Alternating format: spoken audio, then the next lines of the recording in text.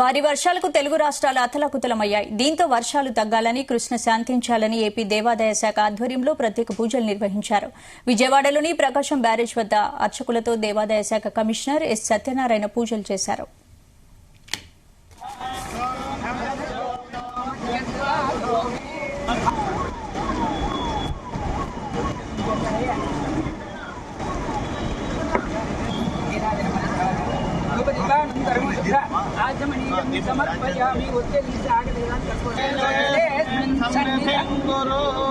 सर्वदेवता स्वरूप अखंड कृष्ण वेणी नदी बलदेवतायै नमः। ध्यायामि ध्यानं समर्पयामि आवाहयामि आसनं समर्पयामि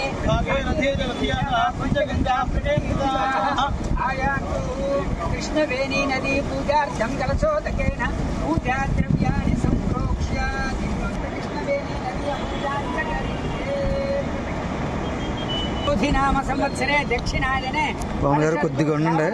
कृष्णपक्षे अमावास्यायां हिन्दुवासरे शुभवासरे शुभयोगे शुभकरण एवं गुण विशेषण विशिष्टायां शुभतिथौ కృష్ణా నదిలో వరద ఉధృతి చాలా ఎక్కువ ఉండడం, కృష్ణా నది పునరుదైనటువంటి పుడమేరు వాగు బాగా పొంగడం వల్ల మన విజయవాడ పట్టణం చాలా వరకు ముందుకి గురైంది.